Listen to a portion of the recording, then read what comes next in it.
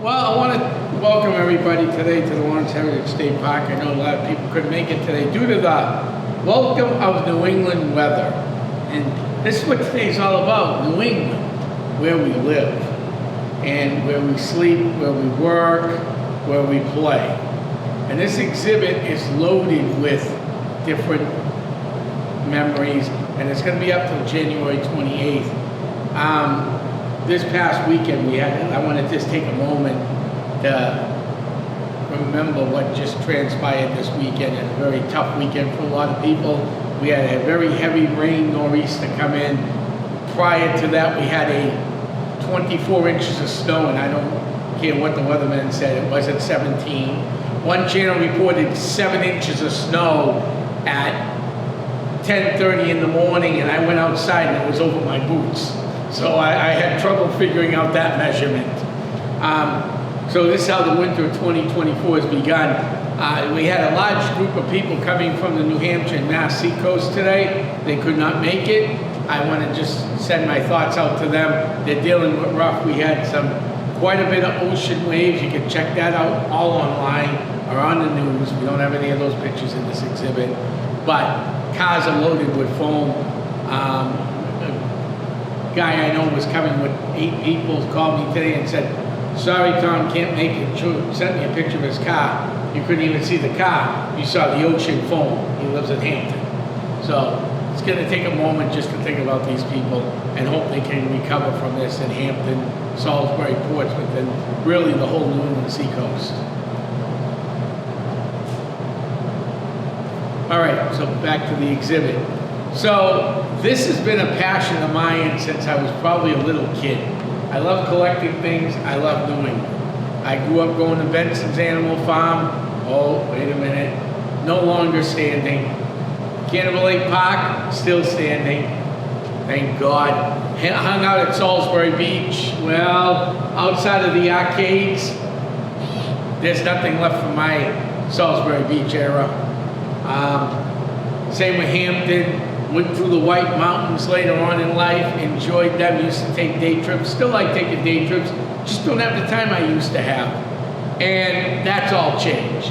So that we needed to find a way to preserve this history, this material culture, our heritage, before it's all gone. Growing up here in the Merrimack Valley, I lost my high school, we did over. I lost the Methuen Mall as a kid. My grammar school closed. These are all old historical, well, not really the mall, but my grammar school was an old historical building, the house school in Methuen. They've closed tons of schools. Later in my life, they closed my church down and tore it down, St. Monica's Church. Yes, there is a new St. Monica's Church, but it's not my St. Monica's Church. It's happening all over the place. Churches in Lawrence, Lowell, Tewksbury, schools in these towns are just being wiped out. There was a town locally, and I won't mention its name, but where the logo for the longest time was where history meets the future, or where history meets, where the past meets the future, where history meets modernity, all the same thing. You can't have that. History and modernity don't mix. If you're going to have modern, you tear the history down because it's just not going to mix, and that's what's happening today. So the way I started this exhibit was I've been collecting this stuff well over 20 years, and I still collect today. What's out and what you're going to see is less than 1/3 of my personal collection. So setting up, I didn't know what I was going to do. I just thought I was going to do a New England exhibit and have some fun doing it. I'm here with my buddy Joe, who helped me set this exhibit up, my buddy Rich, and my other buddy Britt. We're over here trying to figure out, okay, I got all this great stuff. So there was this big pile of paper. This was the beginning of January when we had no snow. And the first thing in the paper was the blizzard of '78. Okay, we'll put that in the frame and get started. We got 83 frames up on the walls. 83 frame and plate items on 2 exhibit spaces. Joe goes, "Tom, there's a problem." I said, "What's the problem, Joe?" He goes, "There's more than just blizzard here. I don't know what this is." Oh, what's it say? Pot of gold. Oh! So I bought a $2 pack of paper, thinking it was all Blizzard paper. Come to find out it's also newspaper articles from the 1980 U.S. Olympic hockey team gold medal run that they won the gold in a very, very tough fight over the Russians. So I said, I'll do one wall of sports memorabilia. You can't have New England without our sporting teams, let's face it. The Bruins, the Celtics, hockey.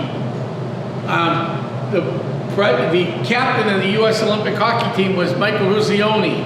He was from Winthrop, but he actually went to school up in Maine in Berwick Academy. I heard him speak up there one day. And then I went down the line, I pulled out my Doug Flutie stuff. We all remember the Hail Mary or the bomb in Miami. That brings back some great memories. The Red Sox. Well, when I was a kid, we had some decent memories. I'm only 40, so I don't remember this. I was only 2 when Bucky Dent destroyed a lot of people's nightmares. Was it? Yeah, 70. That was 78. Yeah, I was 2. So I remember 86, sitting there with my grandmother. It was her favorite thing to do was watch the Red Sox, watch Oil Can Boyd, her favorite pitcher, who in my opinion had the best 12-6 curveball in baseball. Well, then we have to remember what happened with Andover's Bill Buckner. He kind of missed the ground ball because he had a bad back and should never been in the game. And that was one of those very sad moments. Of course, then we had the Bears and the Patriots Super Bowl that didn't go so well. Later on, the Green Bay Packers Super Bowl that didn't go well for the Patriots. Then we ran into 6 Super Bowl wins and a lot of AFC Championship titles as we got a little older. So we have some of that stuff out there.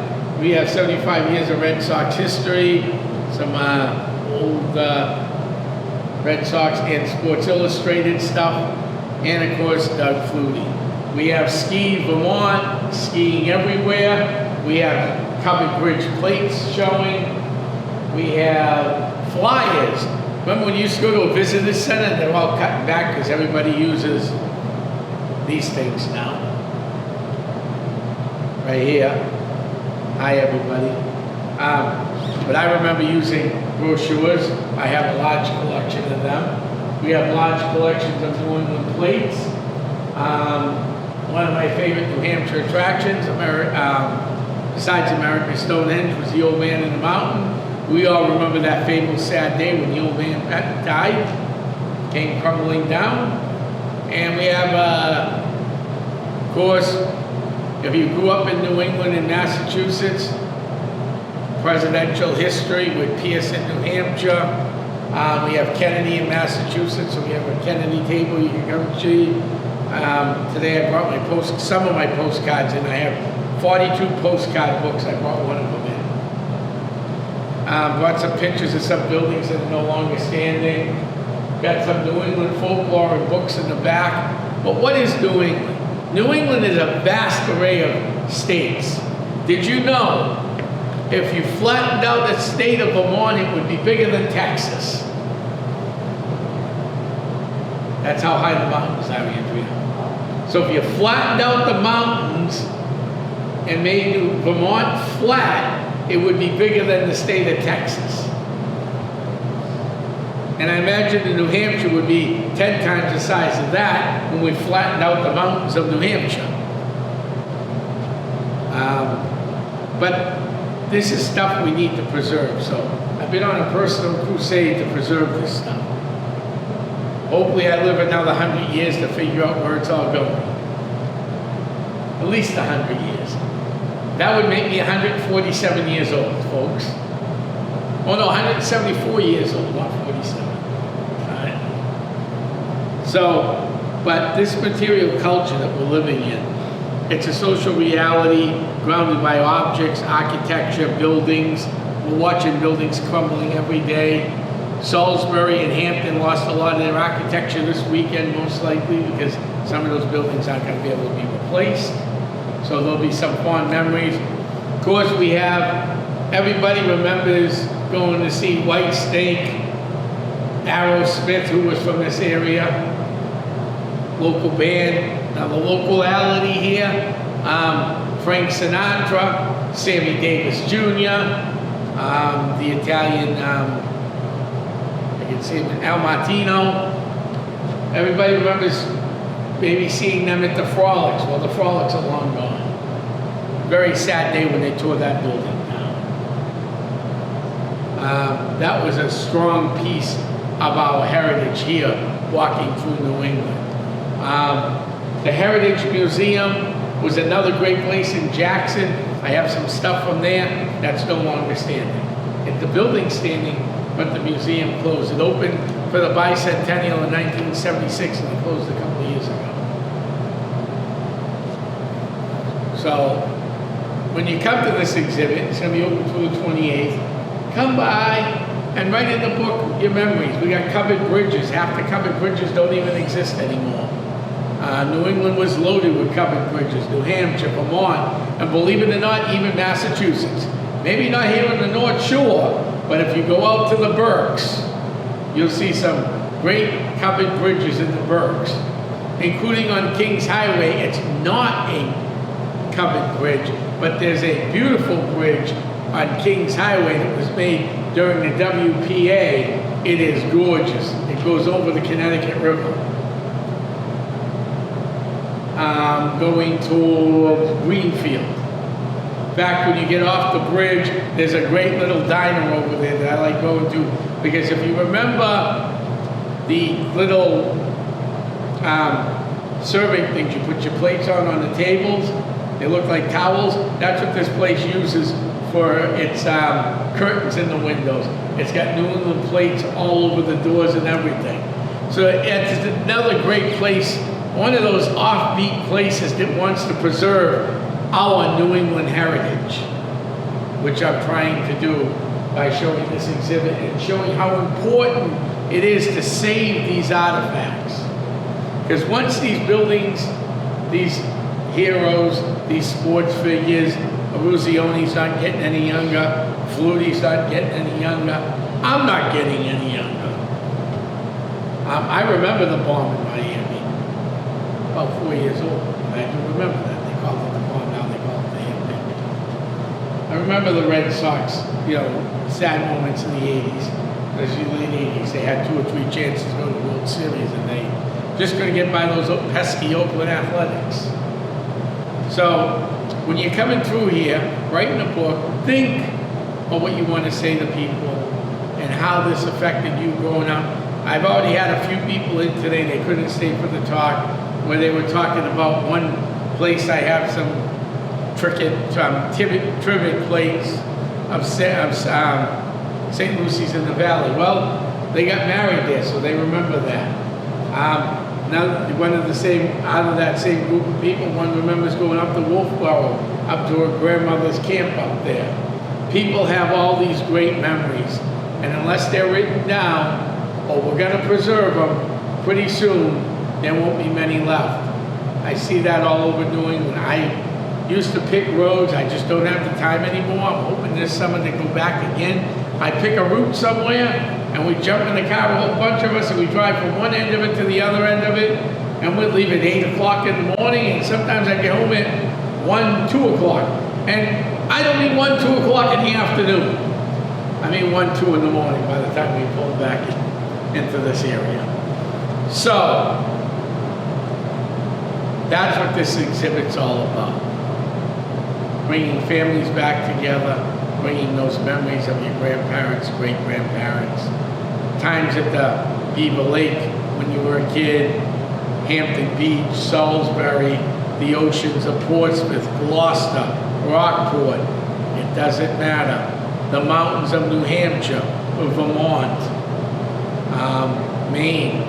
Maine's got a little bit of everything, including a huge coast with the largest amount of islands unexplored on one New England, on a coastline. Maine has more islands. They have hundreds of islands compared to every other state in the Union. So this is stuff to think about when you're going through this. You're cleaning out your relative's home.